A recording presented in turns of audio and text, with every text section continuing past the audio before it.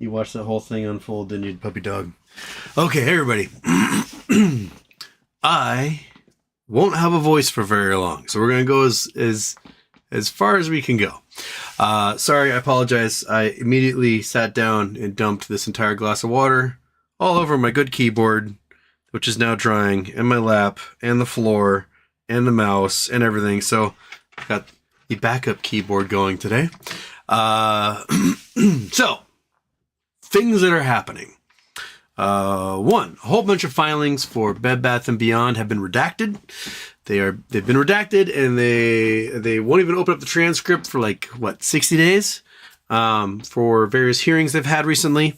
Several of the DK subsidiaries, DK Butterfly 20, and others have left bankruptcy, according to California, and are now a corporate entity of some kind. We think it might have something to do with Bye Bye Baby. That's the rumor on the street. Trump trial began. Trump is facing fraud charges related to his payoff of Stormy Daniels in New York. Jury selection was this week. Several jurors have already been identified and received threats. Thanks to wonderful news reporters who are like, let's put every detail I possibly can. They got a tattoo on their right arm and they work at this business. And so that's going to be wonderful. Trump also called out Citadel today for naked shorting. So that should create some wonderful havoc. The memes went green today. What else was it? Oh, Tesla's had to recall every Cybertruck made because the aluminum plate on the gas pedal slides off and the gas pedal gets stuck in the throttle open position and then the car crashes. Tesla also has their earnings, I think, on the 23rd, which is Tuesday or Wednesday, one of those days. And price is crashing hard. Nvidia is crashing hard. Commercial real estate is more doom than was before. Last time we talked about commercial real estate, the numbers we had was about 6% were in delinquency now or distressed, and now we're at over 10% of all commercial real estate bonds and mortgages are distressed. And of that 10%, 44%, nearly half, are defaulted on their principal, meaning their 5 years of their bond has passed, and now they have to pay the principal, and they haven't paid the principal because they can't get a loan at a decent enough rate to pay for the property. Property is worth way less than what the bond is for, so a lot of people are just like, not paying that. So that's the news roundup, I believe. I'm sure you guys will ask me other things that pop up. We'll try to get through this as quick as we can because I have no voice whatsoever, and yeah.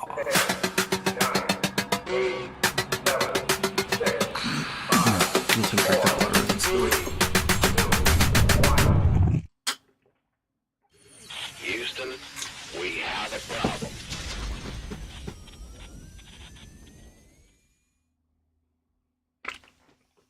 Oh yeah, it's over. Okay. Bojangles. Houston, thank you for ending our withdrawal from the show.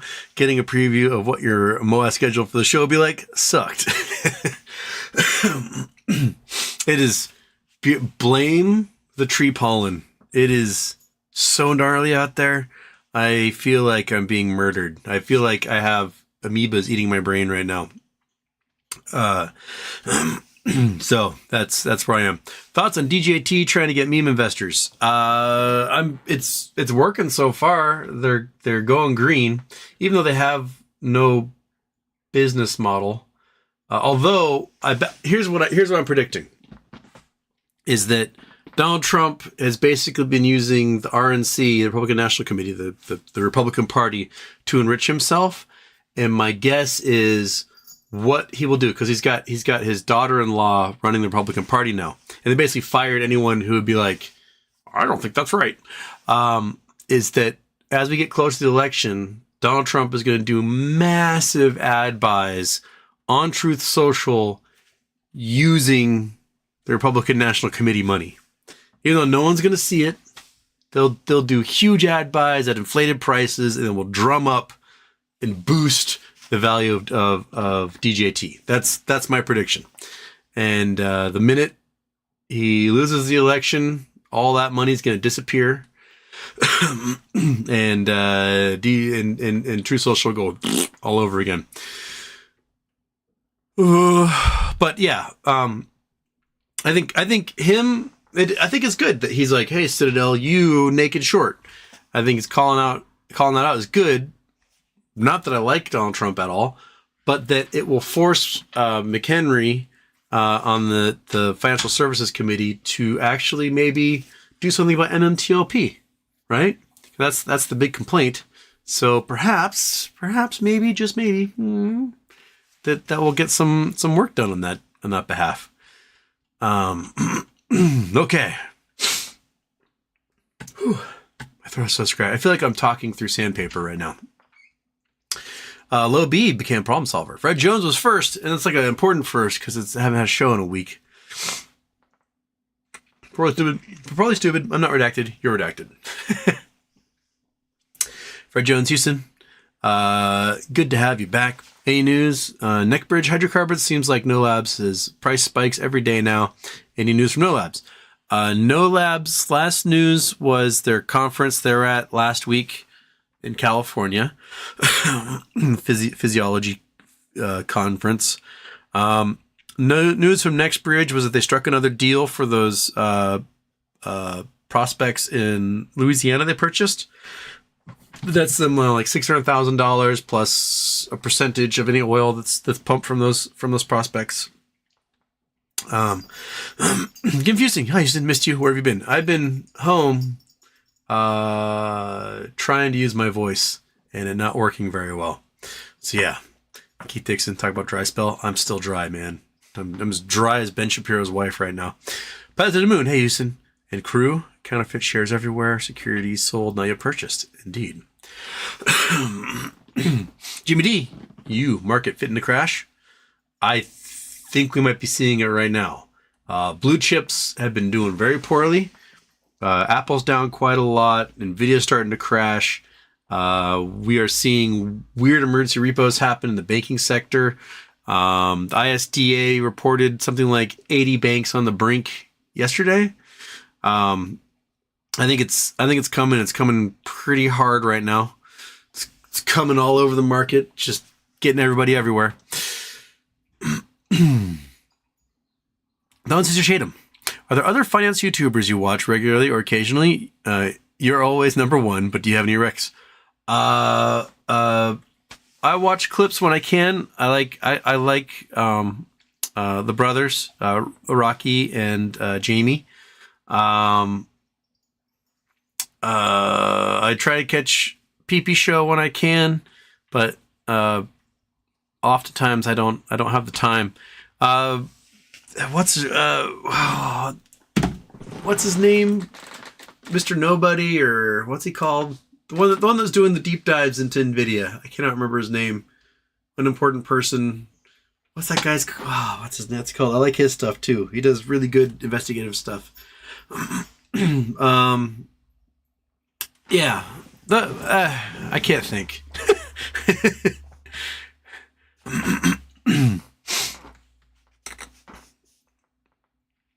Wormfall, Houston. Happy BJETDQY. Okay.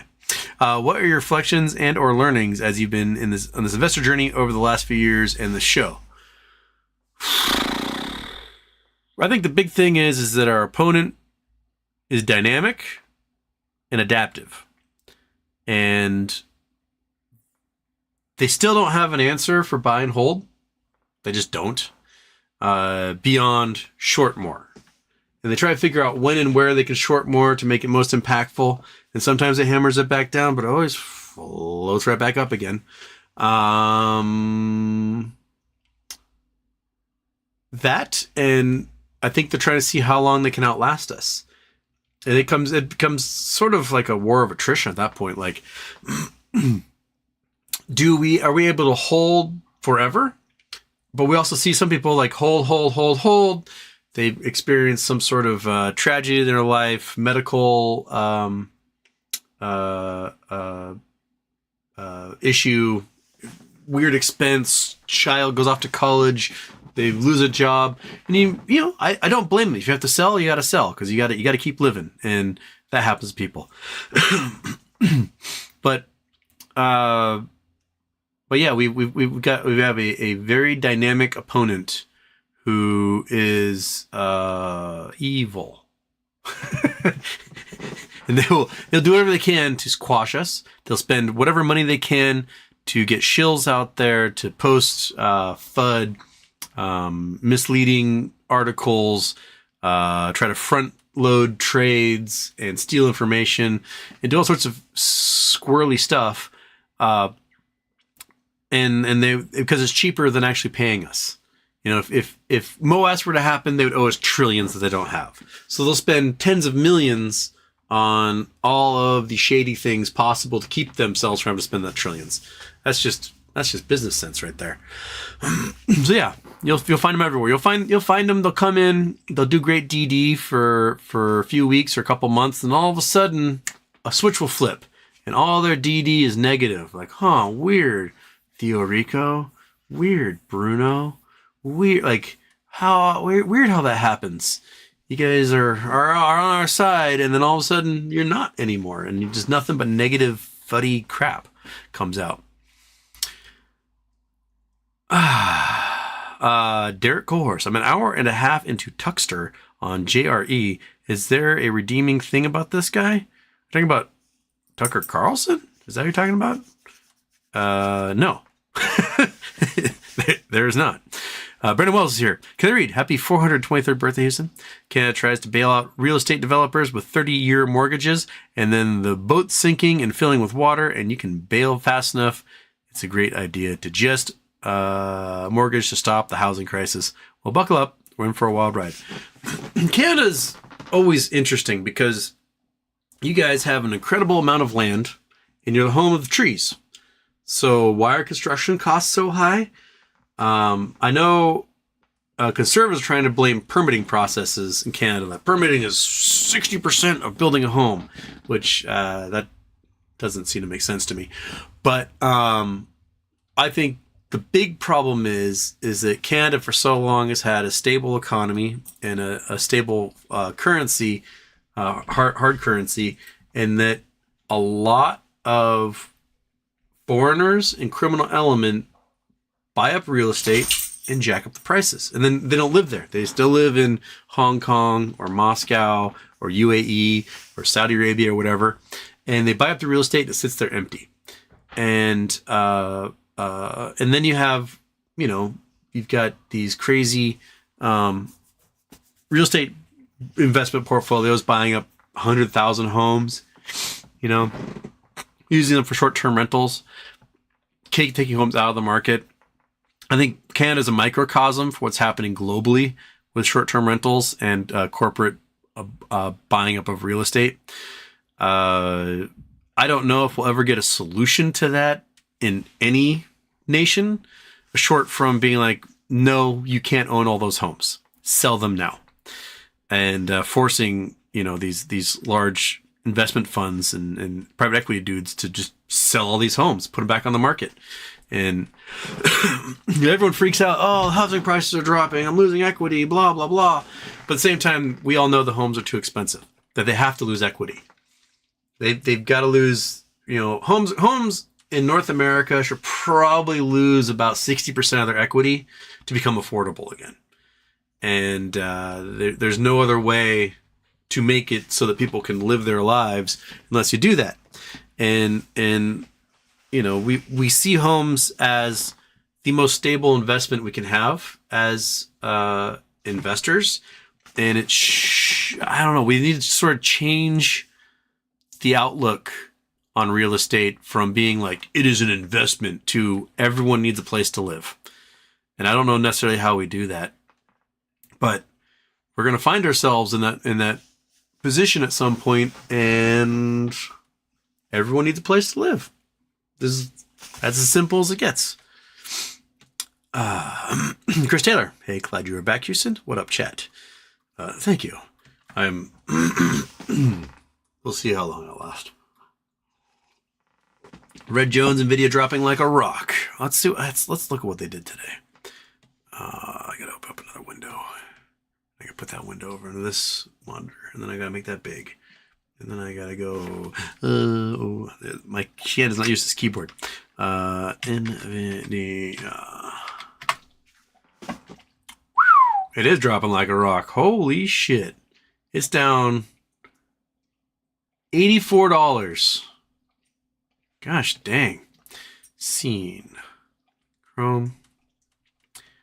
That's Nvidia.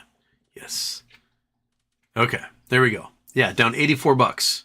So this morning, 840. At close, 758. Had a weird little spike there. Someone got out in a good one after hours, and sitting at 762. Tesla. Let's look what Tesla's doing. TSLA.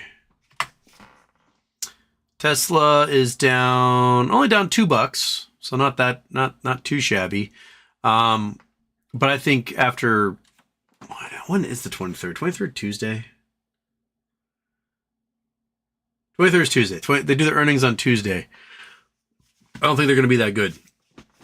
So, they got a lot of bad news. They've got a glut of cars. They can't sell them. Sales numbers are down. They have to recall their Cybertrucks. Elon basically said the Cybertruck is a giant like weight around their necks. At this point, it was a really dumb idea. It's like, buddy, everyone in your company told you it was a dumb idea, and you went with it anyway. You're like, no, I like it. It looks like my drawing from when I was 5. Well, okay.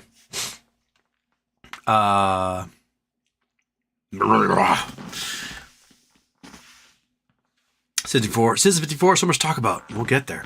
Hello, B. Houston. Happy Friday, Houston. Glad you're back. Hello, chat. Thank you. Jason Blackwell, Houston. Why doesn't the flu like social media? It likes going viral in person. Wah, wah, wah, wah. The monkey had to leave for that one. Okay. Julius Houston, leave Elon alone. First Day Productions. Your brother tweeted AMC shorts at $72 still haven't closed because they can't. I know they're greedy and don't want to pay taxes. Does this make sense? No, the goal of shorts is to never close anything ever. Because the minute you close, the minute you owe the government like 30% of what you just took. And they don't want to do that.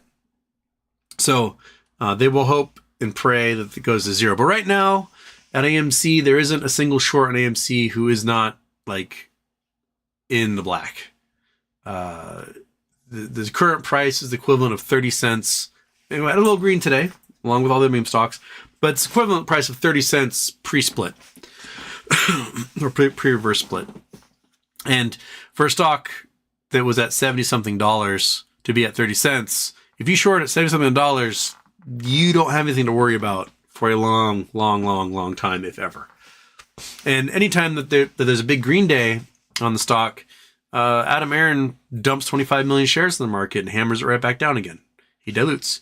So, is this anyone important messaging me? No. Okay. I missed. Low B did some gifts. There's some lurker fishing.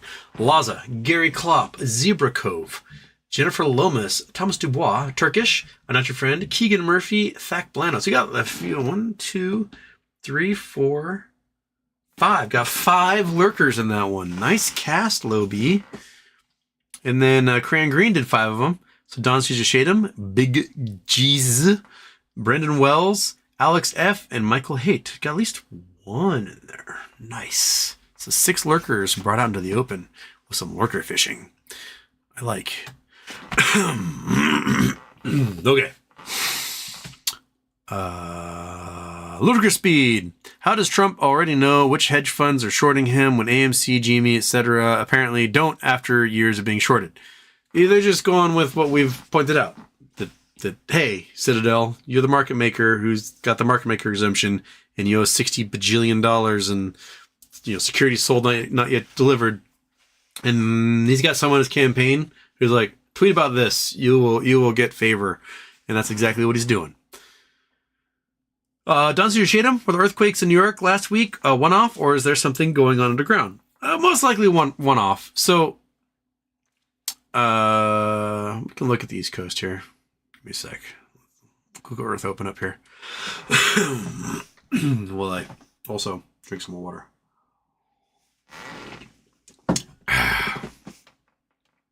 Okay. Boom. Boom. Okay. So, everything on the East Coast is dependent upon the spreading ridge in the Atlantic. So the spreading ridge is taking the two continents and pushing them apart, and it's like conveyor belt of basaltic lava that comes pouring out of the spreading ridge.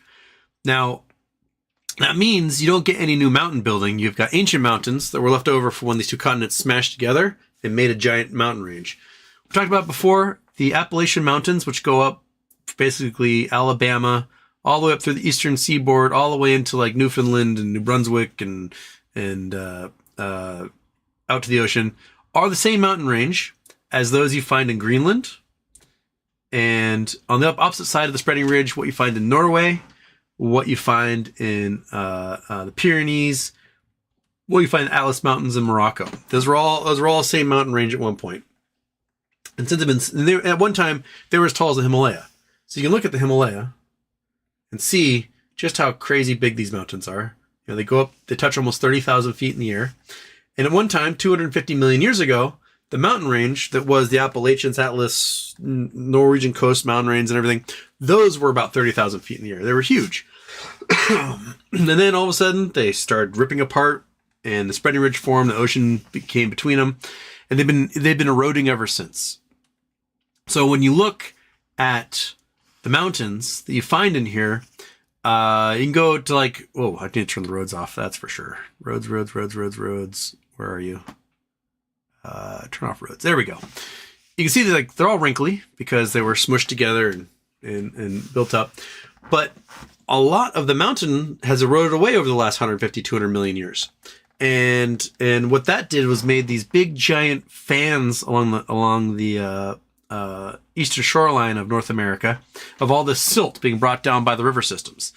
So all the silt and dirt and dust and everything else washes out, makes for this big giant continental shelf that dumps onto the into the ocean. And you've got these like very, very flat areas of land that have been built up as a result of all that wearing down over years of these mountain ranges.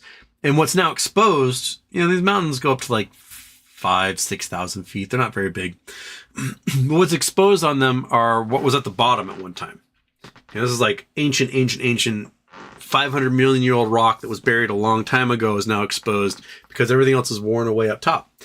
And as that stuff gets worn away, the ground rebounds and bounces up. So more stuff wears off, it rebounds again because it's under a lot of weight. So a lot of the earthquakes you do get along the eastern seaboard is probably due to the rebounding of those mountains as they wear down. So the earthquake was somewhere up here in northern New Jersey. Somewhere in here.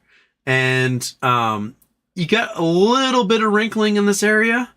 It may have to do with, some of the mountains up here in the Delaware Water Gap had a little boink, and that just caused enough leverage to cause a rumble out here somewhere. That's about it. That's basically the type of earthquakes you get out here. Every once in a while you get a big one. The Charleston quake in 86? I might have my year wrong. That one was a deeper fault. But it's a more ancient fault. But you don't have too many faults in this area to have earthquakes. But you'll get them every once in a while. And when they happen, you won't see another one for 1,000 years in that same spot. So there you go. Now, what you have in other parts of the country that are normally quiet, like Ohio, West Virginia, Western Pennsylvania, Oklahoma, is that fracking has made a lot of faults and made them really active. So fracking is you inject this hydraulic fluid into the earth under high pressure and it makes the rock go split, and then you can get out your oil and gas. Well, you literally create faults. And when you create faults, you create points where the earth can do a jiggle. So places in Oklahoma that had been like silent for thousands of years now have regular earthquakes. Same thing with Ohio, where they're getting lots of oil and gas out of these things. They're not really doing that yet on the other side of the Appalachians, but, you know, everything's unsettled at this point, I guess, is what I would say. Gary Klopp says thanks for the membership. Way to go. Way to give Gary Klopp a membership. Okay. Oh my God, my throat hurts so much. I just feel like I'm like 50% pollen right now. Okay, I know your friend is here. Aloha from Wahoo. Woo! First Day Productions, I believe you said quantum computers will break every encryption. Does this mean there will be quantum encryption, or will quantum just be able to solve everything? I'm sure there could be some form of quantum encryption. Whether quantum computers can solve that or not, I may leave up to somebody. Every once in a while, someone in the chat who's much more of an expert on quantum computing than I ever am, and they always yell at me for my hand wavy explanations for things. But traditional computers are screwed once someone uses quantum computers to crack things. Traditional computing is out the window as far as security is involved. First Day Productions. I believe you... Oops, I just read that one. The Chill Face. Finally, big guy is healthy enough to do a show. Gotta watch it later. It's Life is Unfair. Here's to a great show. And then we get to the point where I spilled water all over myself and my keyboard just as I was about to start the show. Passing Cloud is here. First Day Productions. In your opinion, when BBBBY comes out of Chapter 11, will GME hop, and will it be a big pop or a little pop? Every Friday, I buy one weekly option for $2 or $3 for GME. I think the pop will be good.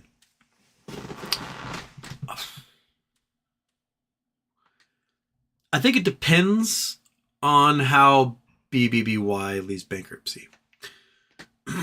If there's a cash component due to, you know, fraud fines on Chase or whoever, that results in, let's say we get $44 a share, has been rumored and speculated.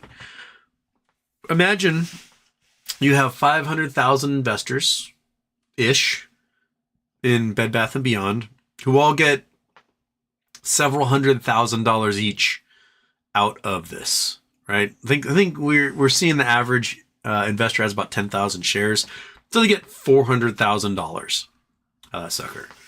Well, let's go to the calculator.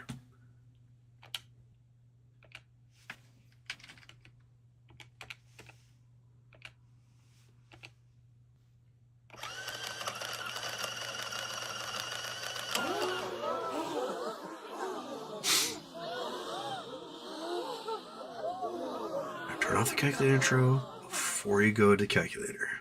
Off. Scene, Google Earth off, Chrome off. No, don't. Okay, calculator. There we go. All right, got the calculator. So we got 500,000 investors, all getting $400,000 each. Well, I don't know why I did so many fours. $400,000 each. We're looking at $200 billion. Basically, the PILs would be insane on this. It would bankrupt all of the market makers and hedge funds. But let's forget that fact. Let's just imagine that the Fed, the DTCC, everyone else has to dump all this money in to give us PILs. It's sort of like a honeypot in this way. $200 billion worth suddenly in the pockets of you, me, and every degenerate who's invested in the stock. Okay. What are we going to buy with it? We're going to buy GameStop and GameStop calls. The vast majority of us. Let's say half of that, $100 billion, goes into GameStop. All right? Come on, one more. There we go. So $100 billion goes into GameStop. Now, how many shares is that going to be? Remember, the market makers just got drained of all their cash, meaning they aren't going to meet any of their capital requirements. Oops, how did another zero get in there? They aren't going to be able to meet their capital requirements. The hedge funds won't be able to meet their margin requirements, which means none of them will be able to short it at this point. So when people go out and buy shares, the only shares they're going to be able to buy are legit shares that are being sold. by actual investors. Nothing from market makers to meet liquidity requirements, whatever. They're just, it's going to be a legit thing. So the price is going to go through the roof. So if this happens, I plan on taking probably half of it, dumping it into calls, and the other half dumping into shares, buying on the lit market, just to force the price up so that my calls are worth a fortune. And that's what I'm going to do. And I bet most everyone else is going to, I mean, yeah, if you get a windfall like that, you're going to take the family on vacation. You're going to fix the car. You're going to, do that maintenance on the roof, whatever.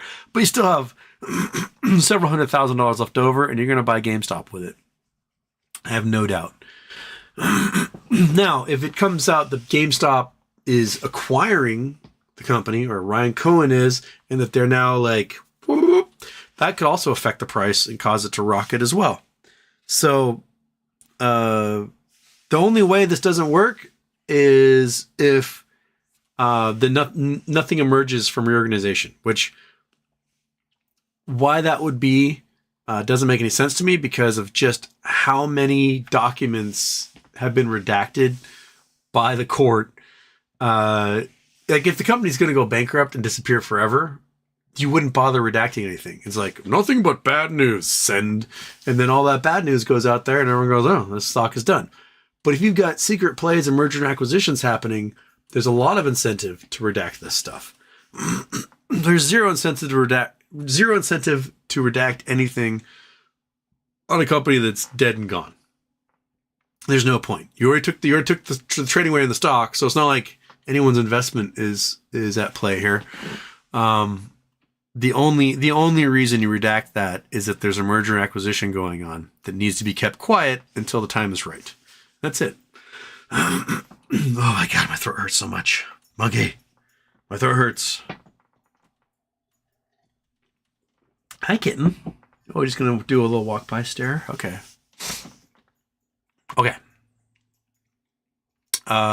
Any case. I was thinking about you earlier and was a little worried. I guess I can cancel my flight to Bainbridge to look for you now. I mean, if you can bring me those immunotherapy shots, I've got to call into the allergist. I need for when I can make an appointment. I have not heard back yet. But oh my God. I heard there's shots, like a year's worth of shots I take, and all of a sudden I'm not allergic to this crap anymore. That would be wonderful. I could be a cool kid again, but I wear glasses and I have allergies, so I'm not the cool kid. Sometimes, Sommelier, how do you see DJT Citadel short joust playing out? Ultimately, Trump will lose. Not because he's wrong about Citadel, but because his company is dog shit. Now, he might get some short-term wins, especially if he uses RNC funds to buy an obscene amount of ads on Truth Social. I mean, he could spend $100 million, $200 million, $300 million on just ads on Truth Social, which will do no good for anybody except him. It will enrich him. And I posted the subreddit an article from USA Today talking about all the self-enrichment that is happening between the RNC and Trump. They're basically just dumping money, donations from Republicans into his companies and into his legal funds. And then money's not going to lower candidates. And there's a 5% fee on any money raised by Republican candidates who use his name. So if Trump endorses you and you want to like say, I'm endorsed by Donald Trump in an ad, you guys sent 5% of that money you raised directly to Donald Trump. He's got a racket, man. It's brilliant.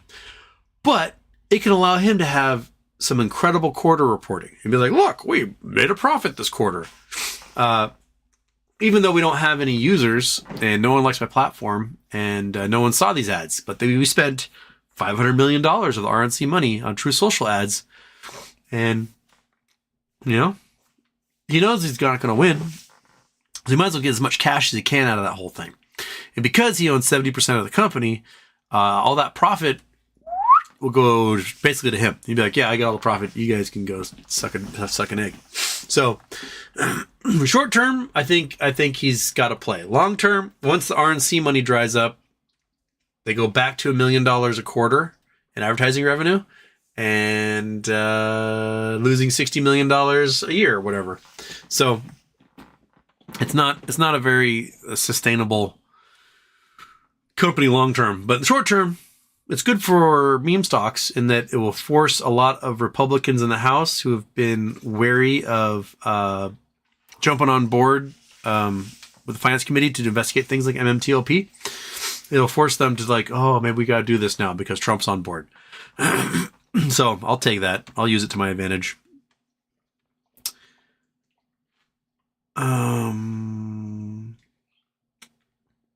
Coffee as a homer. Can you discuss how the shorts flatten the MOS curve by dragging the squeeze out? Yeah, I think I did. My second show ever was about this. It was about how, you don't want the curve to be one giant, like, brutal spike because that caused everyone to get margin called and liquidated and just a cascade across the board. You want to just draw it out as long as possible. And they've been doing a really good job drawing out as long as possible. The problem is that they're drawing it out involves shorting more whenever they can, which actually increases the total number of liability. So if they can't get stocks below a certain price, then there's no way for them to win. I think right now, I mean, my numbers are like a year and a half old on this last time I looked it up, but August 2022, I think the price for GameStop to be hurting the shorts was like $16. We're below that right now. So shorts may be in the black in general, but again, they increased their liability so much that they got to like keep lowering the price more. AMC though was at like $23 back then, which is $230 today. So shorts on AMC are not hurting until the price is above $230, which they got a long ways to go. They got $227 to go until that happens. Yeah, but their goal is to flatten that curve and outweight us. Basically, like think like a hostage situation or like bad guys hold up in some building. You just starve them out. And eventually they go, oh, I give up. I have no food and no water. And that's kind of like metaphorically what they're trying to do to us, to starve us out. We haven't gotten any nice big checks from the government recently for $1,000 or anything like that. So we haven't gone out and just spent willy-nilly in the markets and causing havoc. So we haven't had any big infusion of cash as a whole, as a group in the public. So their game plan's working so far. I'll be honest, and I really, really, really, really, really hope that BBBY and GME's got something going to just break it all. Joseph Lee, can't the government just use an ATS to sell the collateral of the hedge funds that will be bankrupted to pay us, meaning no market crash? Some of the speculation is that they would sell like 100-year bonds to pay for it. Some of the stuff the DTC and OCC have done is that if these groups get margin called and they face liquidation, that instead there'd be a loan where the assets of the hedge funds will go to someone bigger who would give them a loan to pay off their debts, but it wouldn't be enough to pay off their debts anyway because it'd only be like 1/30 of what they owe. But they wouldn't sell all their stuff, all their things in the market, causing a market crash as like tons of blue chips and bonds hit the market all at once. And those hedge funds would be dead anyways. There'd be no way for them to come up with the cash to pay off the loan they received. It's just a slower way to die. Now, what there isn't is immediate cash. There's no liquidity that is in the amounts that we need. There was briefly with the reverse repo, there was $2+ trillion in there. So if shit hits the fan, they could be like, all right, here's at least $2 trillion. We can throw at that immediately. But the banks are in such trouble. They've been like stopping reverse repo and pulling their cash out and using it to cover the depositors. Especially as commercial real estate becomes just this giant like bag of poo that all these regional banks are stuck with. Yeah. Right, monkey? I need another sip of water. I'm dying. Okay. Nico Daru, Houston. Withdrawal was real. I've been needing a smart man to talk facts and tell me everything is not all right. Hope you're feeling better, buddy. I am not feeling better at all.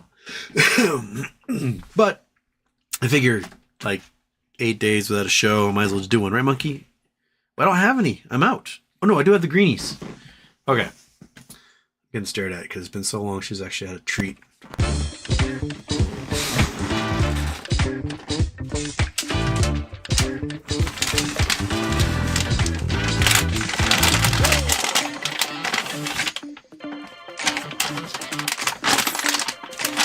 Oh man, that thing smells terrible. Okay, turn that off. And it's these toothbrush looking greeny things. They are definitely pressed out of a machine, look like plastic. You want this? You want it? Yeah, come get it. Just get one, because I have no idea what these things are like. Get it, put it in your mouth. Yeah, you want it? Take it. Is it chewable? Does it break? Do you chew on it like a... Well, I guess it does break up in your mouth. Okay. All right. Mark Wood. Yo, Houston. What is that pharma doing diabetes testing? Want to buy some? You had Ron on a few weeks ago. They're not a pharma company. They are a device company. They're called No Labs, and they have a non-invasive glucose monitor that they're coming to market with after they get FDA approval, which we think they're going to apply for sometime in the next year. So I think the goal was fall of this year that they apply. Michael Arrow, Houston. Joanne Q has similar players as the other Qs. Did you buy in or yet? I have not bought any Joanne's. But yeah, I read some things that showed that they might be doing something similar to Bed Bath & Beyond and Rite Aid.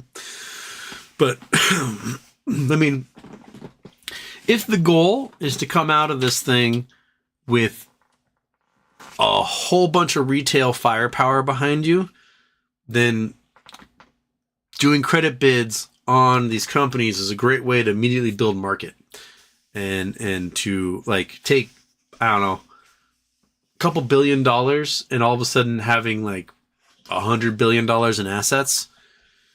Seems like a pretty good system. Did you eat it all? Good job. All right, that's all you get. You get that one. Come on, get there. There you go. Up there. Keep going. There you go. Harumph, she says. Jennifer Lomas. Hope you're feeling better, Houston. I am not. Frozen Productions. Ham is going crazy over Lind funding. He says not investing in No Labs is the only way to defeat them. Your thoughts? That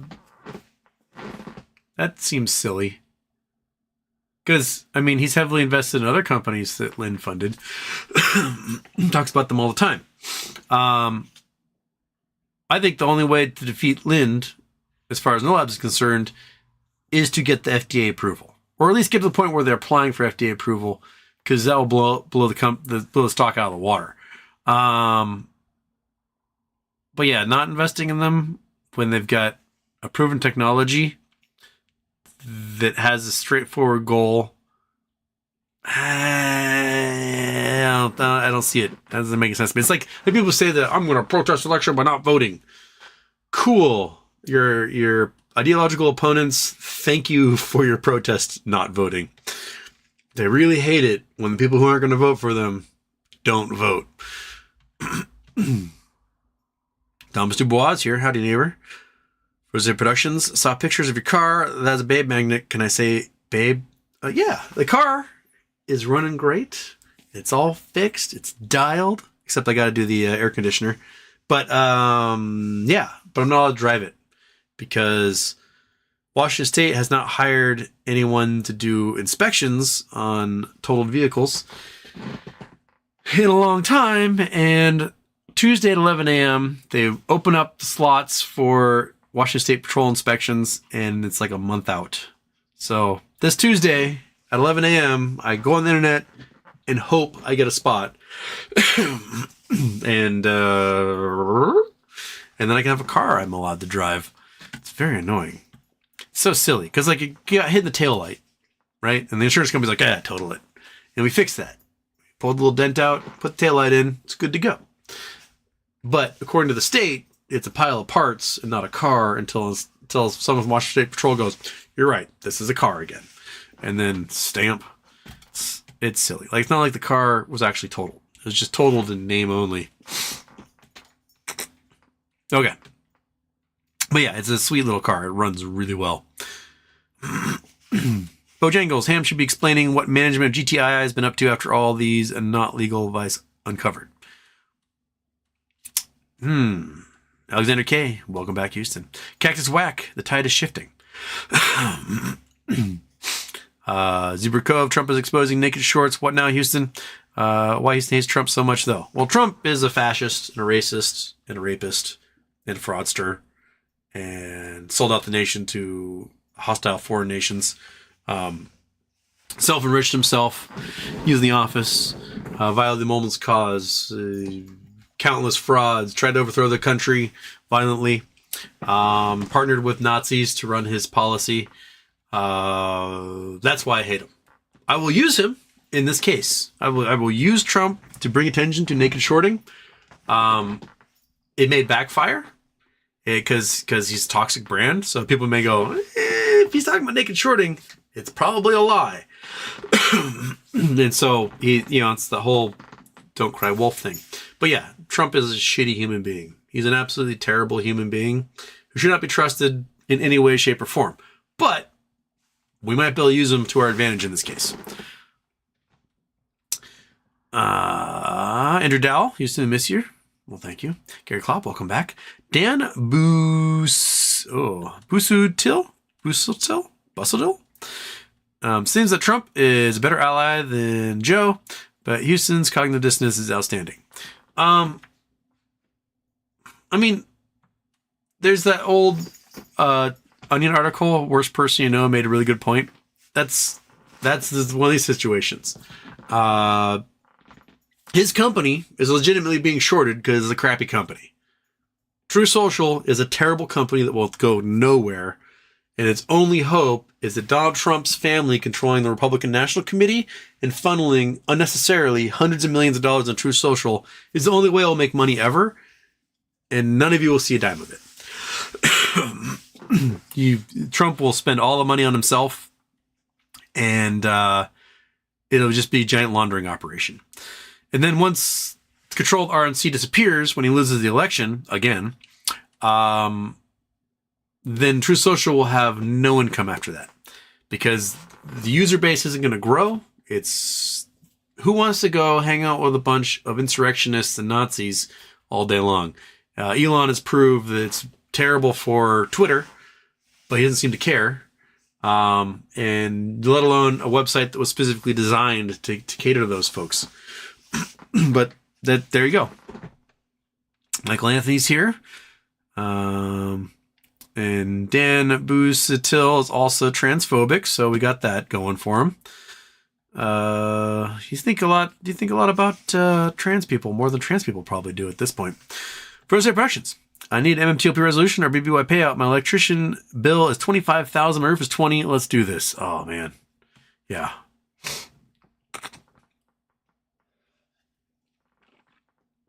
Then Busatil, Houston loves Pedo Joe. As I've explained a million, billion, trillion times, of the 22 people who ran for president, the Democratic ticket in 2020, Joe Biden was my 18th choice. I only chose him above Andrew Yang, because Andrew Yang's actually a libertarian and kind of sucks. Tulsi Gabbard, who is a Russian stooge, and Marianne Williamson, who is a hippie woo-woo dingbat. Biden was just above those three. The remaining 17 other people running for president, I would rather had over Biden. That being said, Biden is 1,000 times better human being than Trump has ever been on his best day. Period. Trump is a Nazi. Straight up. He hires them. Stephen Miller is a white supremacist Nazi. He's best buds with Richard Spencer, who ran the Nazi Party here in the U.S. His policies are the policies of the Third Reich. And that's what we tried to do in the country, in the White House, was to get these racist Nazi policies first and foremost out there, presented by Trump. And Trump went along with it. If you love those policies, then he's the guy for you. But I don't want to live in a country where immigrants, minorities, people in marginalized demographics such as LGBTQ people are seen as enemies of the state, and where they're subject to persecution by the state. I don't think we are a better nation for that. But if your own closeted, bigoted, repressed sexuality forces you to hate others because you really hate yourself, then Trump's your guy. He's your guy. But right now, Trump does not care about the meme stocks. All he cares about is keeping DJT stock up enough for the next 6 months so he's allowed to divest it and pay for all of his legal bills. That's all he cares about. So we can use that to our advantage without putting him on a pedestal as if he's some sort of he's doing the right thing for us. He doesn't give a shit about you. He doesn't care about you. He doesn't even care about his own kids, right? He cares about Trump. And that's all he cares about. So anyway, Trump can help Trump. He will help Trump. So don't pretend like he's doing you a favor, because he's not. You just happen to be in the stream of the carnage as he munches on bodies his way through, and you get the little table scraps. So yeah. Cobb knows Homer. Trump can't do anything to stop naked shorting during his 4 years in office. Bingo. Yeah.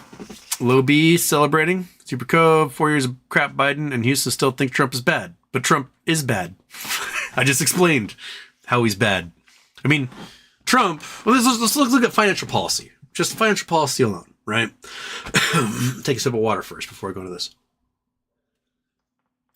Okay. Trump is bragging about how well the economy is doing in 2019. The greatest economy in the entire world. The best economy ever. Obama can't do an economy as good as I can. At the same time, he needs a new president of the Federal Reserve, right? And he's like, hey, I'm not going to put anybody in here unless I can get negative interest rates. And so we all are the deal. You ask for something you can't get to get something you actually want. And the Federal Reserve acquiesces. They agreed to freeze interest rates, even though what they should have been doing is slowly raising interest rates, because that's what you do when the good times roll. You try to slow it down a little bit because you don't want it to get into boom territory, because then you get into bust territory. As a result of forcing the Federal Reserve to keep interest rates artificially low for way too long, when COVID hit, we didn't have the tool of lowering interest rates in order to combat the economy collapsing.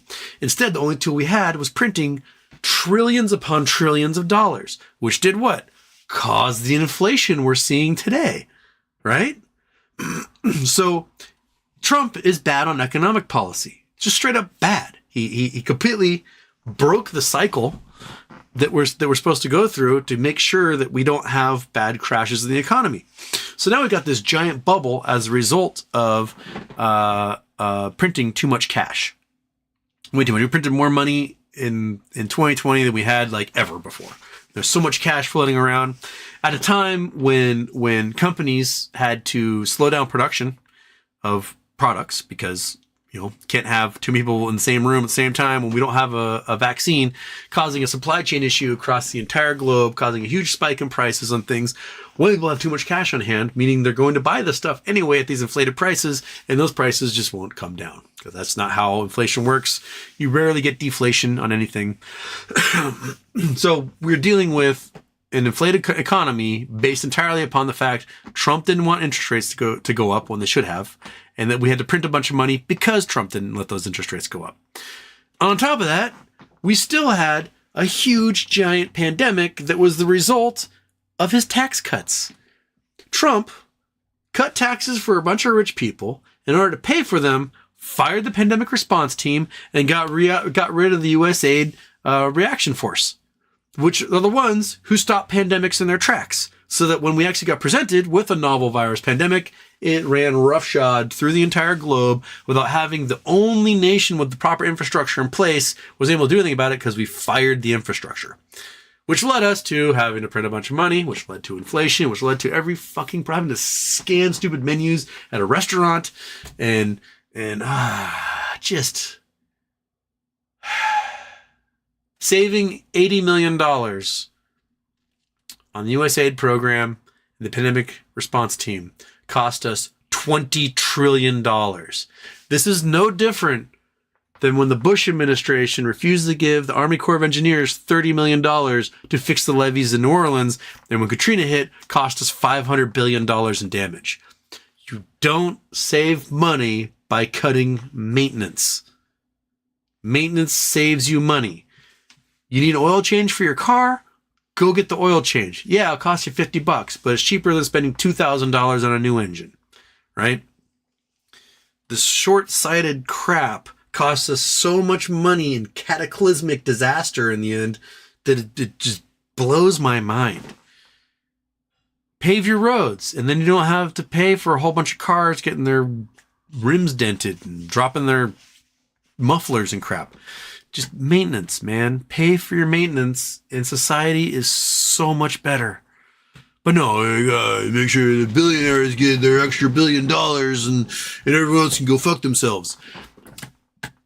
That's where we are. All right.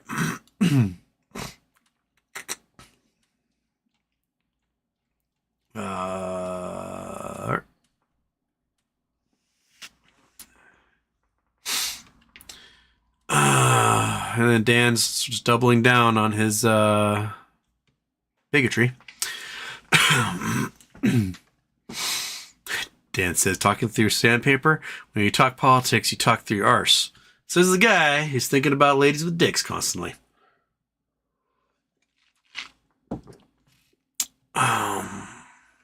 Okay. Kenneth Bean is here. 3, 2, 1 to the moon. Houston, I'm starting to lose faith through this whole process. I hope we get cash because things are really hard. They are. And it's going to get worse. So that's why I really want Ryan Cohen to just pitch a ball at some point. Just throw something towards home plate. Anything. Something. Because the folks are hurting. And if it goes too long, then the shorts will win because disaster comes for everyone at some point. You know, your dog gets cancer, your kid gets hit by a car, you lose a job, your wife chops her finger off in the kitchen, whatever. Like, emergencies come along, and you go, I gotta sell a few hundred of my GME to pay for this, and it's at all-time lows, and like it's gonna hit everybody eventually, and that's what the shorts are counting on. So we need a home run. We need something from Ryan Cohen, just anything. People don't have forever to wait. You get them some big old chunk of cash in their pocket, they can wait a long time for the next one, right? But they don't have the huge chunk of cash in their pocket right now.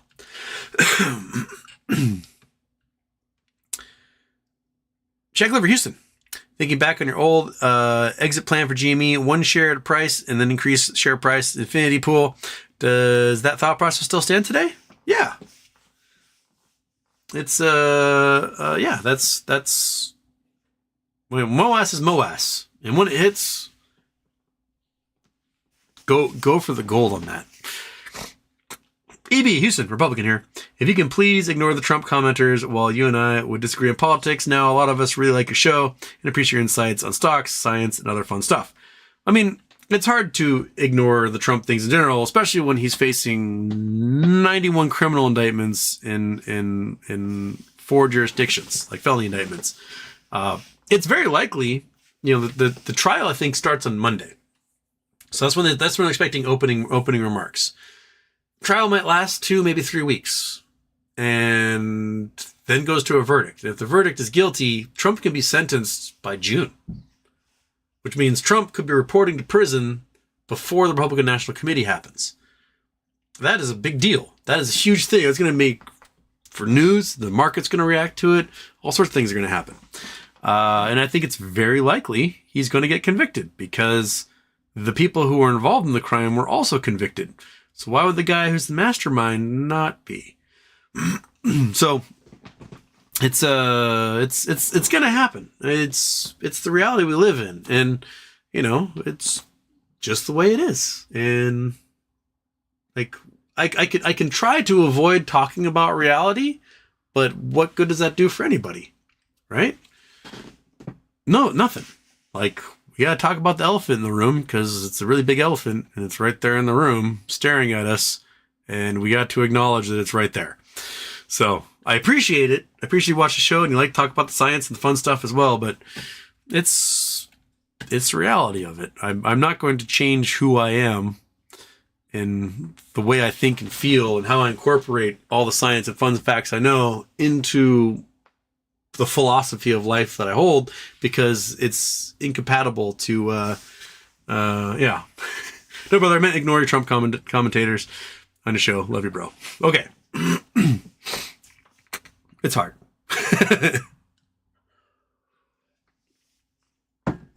All right.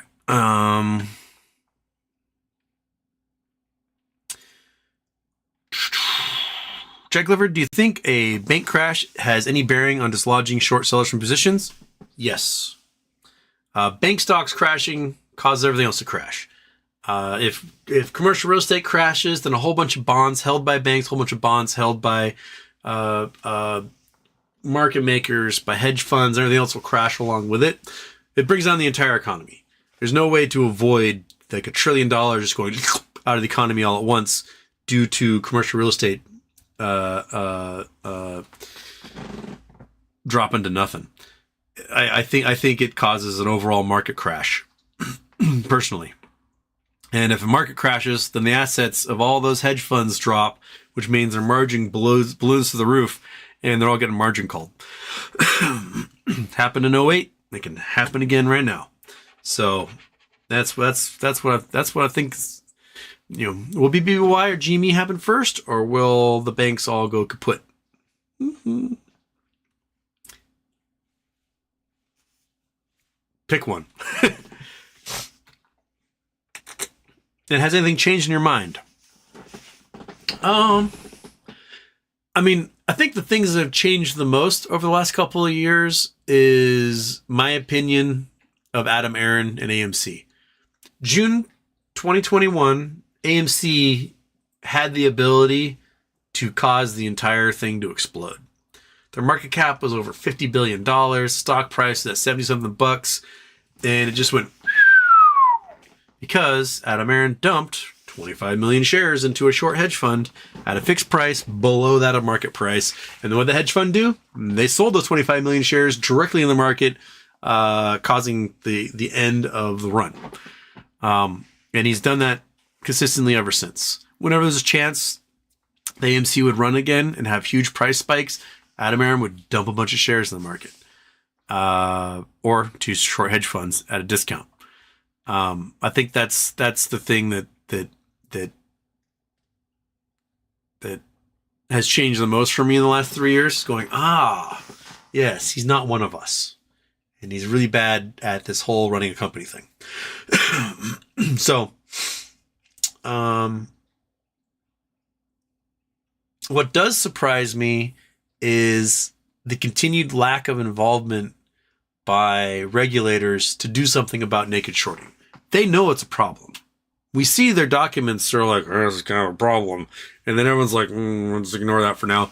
It's going to lead to a gigantic collapse of a huge portion of the financial sector. Because it can't last forever.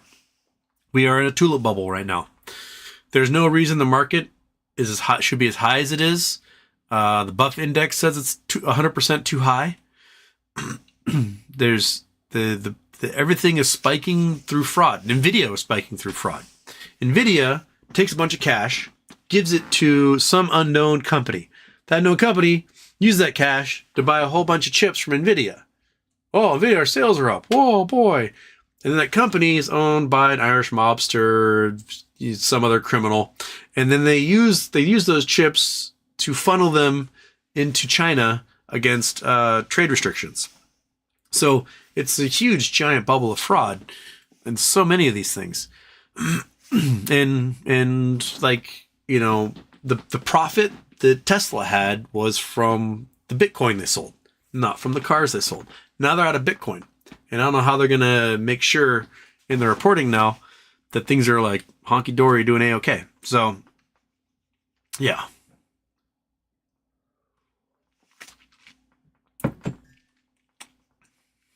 Criterion sends back. I offer the finest coordinates to some pretty interesting stuff. Please don't support PP Show. Dudes run that place are grifters and nutters. I have no problems with the guys at PP Show. They are wildly successful. I wish I was that successful. But I do think, you know, there's tangents of the grifter network, I think, that comes through there. But yeah. But no, your coordinates did not publish. Where are your coordinates? I don't see coordinates there, Parataran. You may have to put them into 3 words or something. Derek Kohler's Fall on Amazon was amazing, but I grew up playing the first 2 on PC.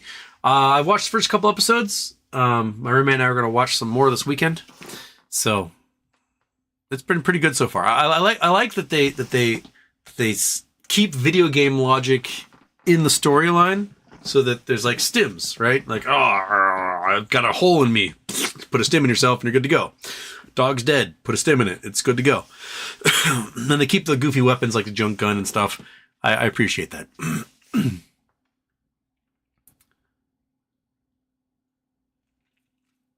Mike Forsht. So someone trying to use naked shorts on DJT, Big Daddy Don to realize I'm MTLP. I will gladly use him to get focus on MMTLP. If it's what can make McHenry finally call a hearing, let's do it.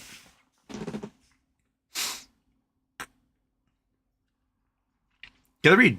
The Fed has been losing money on a consistent basis since September 2022. Since September 22nd, with losses above $162.9 billion. A crippled Fed with these ongoing losses and negative capital itself under GAAP accounting might have a tough time justifying more Wall Street bailouts to Congress. Yeah. At some point, they're going to have to start printing, but the problem is inflation is still too high. So we can't start printing yet. And if you start printing now, inflation's going to get out of control again. You need to get inflation down before you can bail everybody out, or anybody out for that matter. And so I think maybe the best thing for everybody, which sounds terrible, is for commercial real estate, for everyone to finally realize their losses in commercial real estate. And stop putting it off and be like, oh, everything's fine. Because it's not fine. It's terrible. Everything's terrible. Just admit things are terrible and let this thing correct itself already.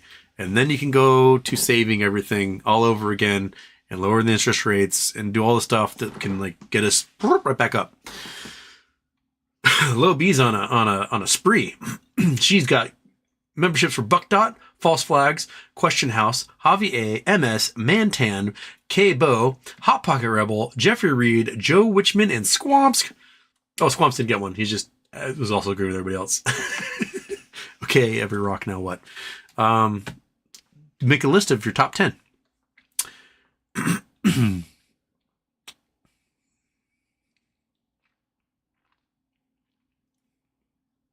Where was I? Avocados, hope you're feeling better soon. I don't think I'll feel better until May happens and these trees stop just putting sex in the air everywhere. I've lasted an hour, which is longer than I thought I would. I feel like I'm about to start squeaking. Psych you up. Houston, where have you been? I've been coughing my lungs up and having no voice. Confusing, may I recommend generic non-drowsy Sudafed. I have developed an immunity to so many allergy meds, but Sudafed still works and it's cheap. I've actually been using NyQuil at night because it's the only way I can sleep is to knock my ass out. Cornsturks 2. What happened to Cornsturks 1? Houston, What do you think about Indo? Indo.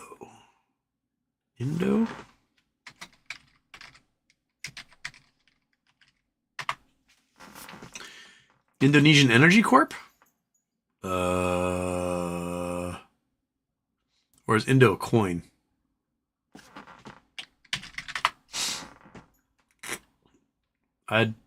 Indonesian Energy Corp is the only thing I have coming up for Indo. This guy. Indo. I know nothing about Indonesian energy markets, but it seems to have gone up quite a lot today. 23% on the day. That's pretty good. Why? I don't know. I don't know if investing in Indonesia is the best thing in the world, considering that it looks like they're on the brink of making a Suharto general the fascist leader of the country again. But yeah, I know nothing about them at all. Never investing in Indonesian energy stocks never crossed my mind. I don't know what they do. Do they suck energy? Do they make energy? Do they sell it? What do they do? I don't know.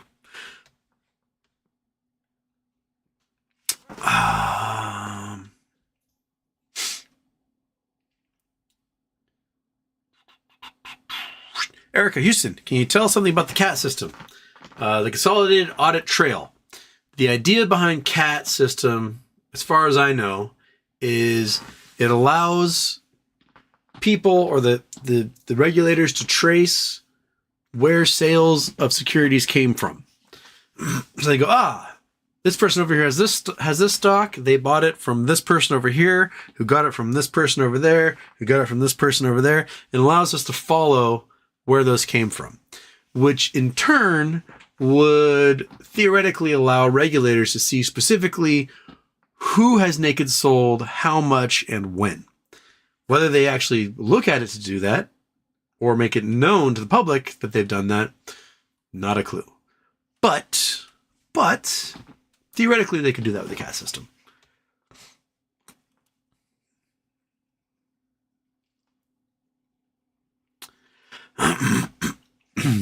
Psych you up. Interested in knowing how you're going to protect your port during the crash. My port?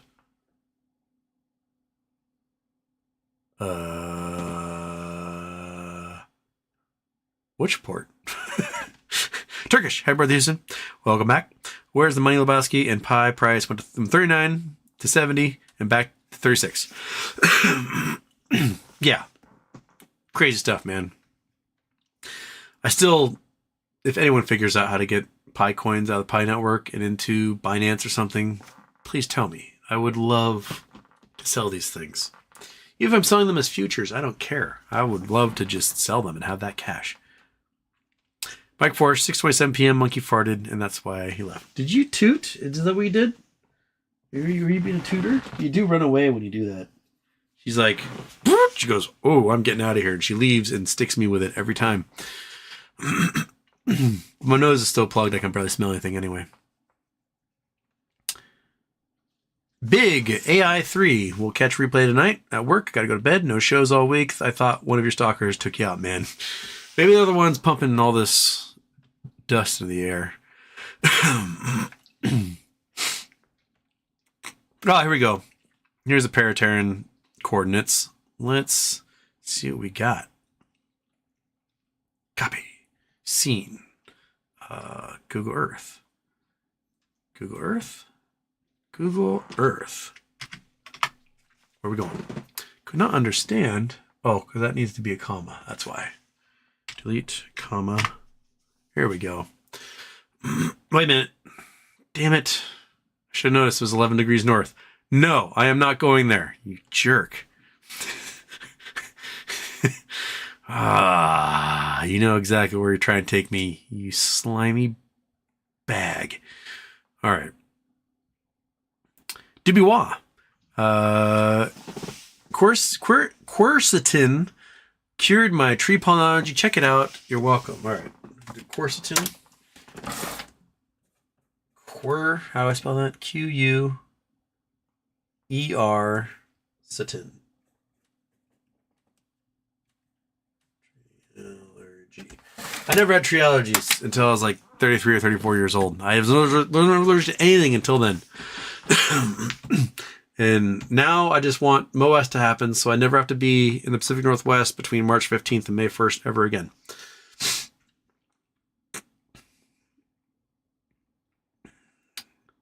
Michael Harry, Houston, you should still consider an Adam Aaron dilution intro. Olga Natswoski. Dancer Shadem, wouldn't it be surprised there is going to be an earthquake in the New York stock market, including the building, servers, etc., fall to the ground? Yeah. Coffee, Donuts, and Homer. Next Cherry Tuesday, we should get Houston air conditioner's office. Oh, the next thing to complain about will be it's too damn hot and I'm melting in my office. So we go from allergies to it's too damn hot for 5 months. And that's just the cycle of things. A 7-Eleven slushy would help your throat. There we go.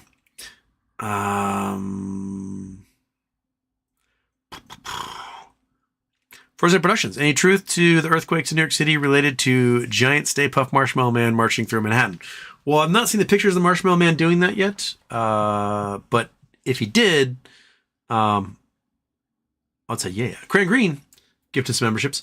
Ralph Fan, SP, Bex, Chan Chan, and Hans R. Okay, got a couple of lurkers on that one too. Adam Davey, Houston. I can't stay, but thanks for the glasses. I got an awesome view of the cliffs in the middle of nowhere, Ohio. Entirely made up for all the money I lost buying GB calls. At least you got that once in a lifetime experience. And you go, holy crap, my brain does not know how to comprehend this, which is wonderful. And I'm glad you got to do that. Johnson Shadem, dude, that was a great answer about earthquakes. Host a geology class. I'll pay to take it. I have not taught geology since I was at the Art Institute. I mean, I sort of taught a little bit of geology at the Citadel Film Institute for like their science for film majors thing, but it was more local geology of the Seattle area than anything else. But it's fun. Adam Davey, also Houston, how much longer can IEP afford to pay out this dividend? Do you think they'll cut it again soon? I don't know. I'm curious to see if they come out of this, like, what happens with all of their bankruptcy plays.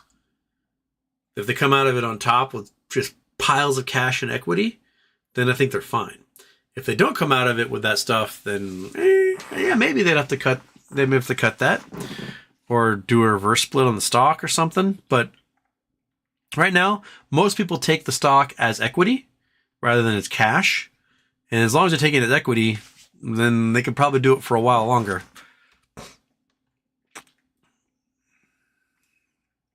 Would not says Fisker is a buy. Fisker needs cash. They do make the most beautiful car on the planet. The Fisker is the prettiest sedan made in the last 20 years. But they've also had huge problems. Original Fisker went bankrupt, got bought by a Chinese company. The Chinese company is now going bankrupt.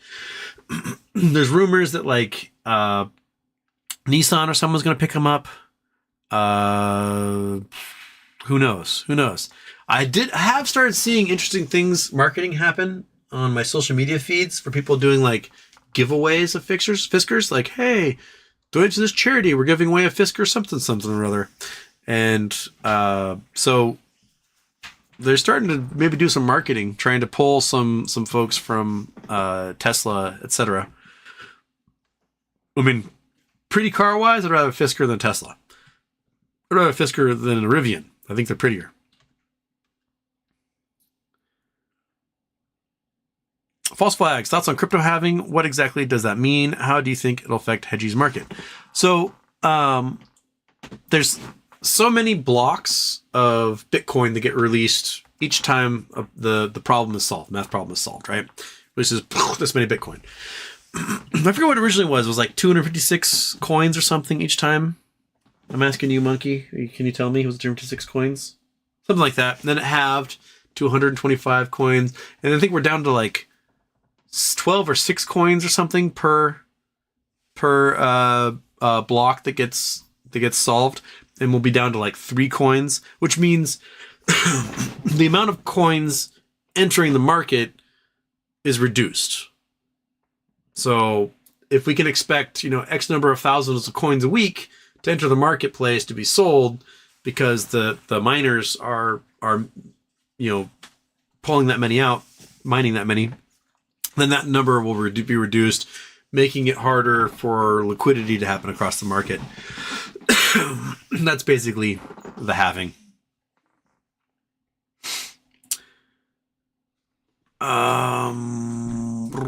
Gary Klopp, great geographical lesson, smartest YouTuber I know. Oh, also the scratchiest voice YouTuber. Oh, it's 4:30. Okay, we'll do one more, and then I gotta get going.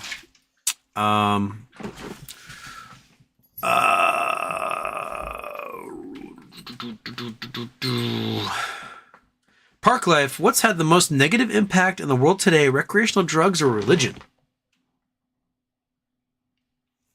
Man, I think that comes down to region.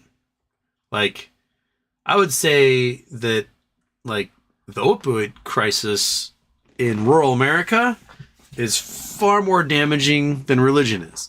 But you go to places like the Middle East, I would say religion is possibly more damaging than any recreational drugs, so they don't have a recreational drug problem there. So, yeah, I think that comes down to what your addiction is.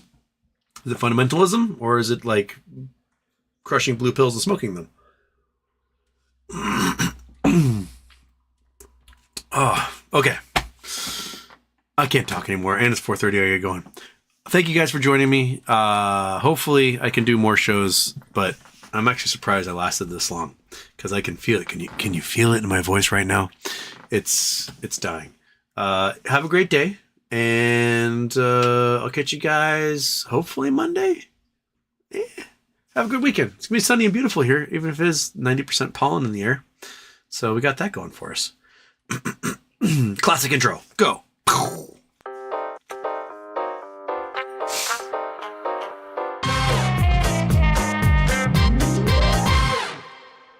Yeah? Yeah, monkey dog? Come here. Come here, monkey dog. Come say goodbye to everybody. Come on. Come on. Come on. So we got a camera. Say goodbye. Say goodbye.